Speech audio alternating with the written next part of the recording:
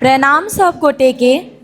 हम शैलजा झा एतऽ प्रस्तुत छी अपन एकता कविता के साथ, जकर शीर्षक अछि माँ। उसकी हर दुआ कबूल है, वो तो ममता का एक रूप है।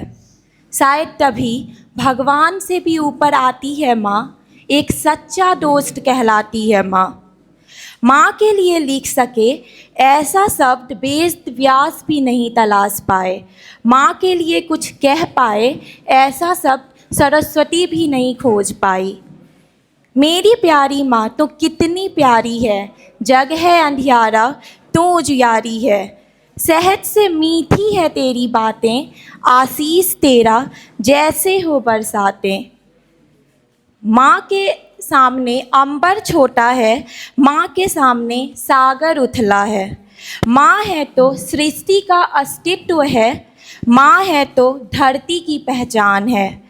कभी ख्याल की सागर बनती तो कभी हौसलों की उड़ान। कोई नहीं, मेरी माँ ही है वो व्यक्ति महान।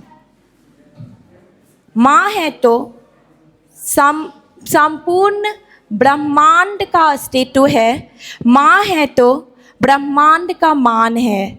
माँ एक शब्द में ही संपूर्णता की पहचान है, माँ एक भाव का राग है। माँ एक प्रार्थना का स्वर है, माँ एक पूर्णता का एहसास है। मेरी प्यारी माँ तो कितनी प्यारी है, जग है अंधियारा तू उजियारी है। मेरी प्यारी माँ तो कितनी प्यारी है। धन्यवाद।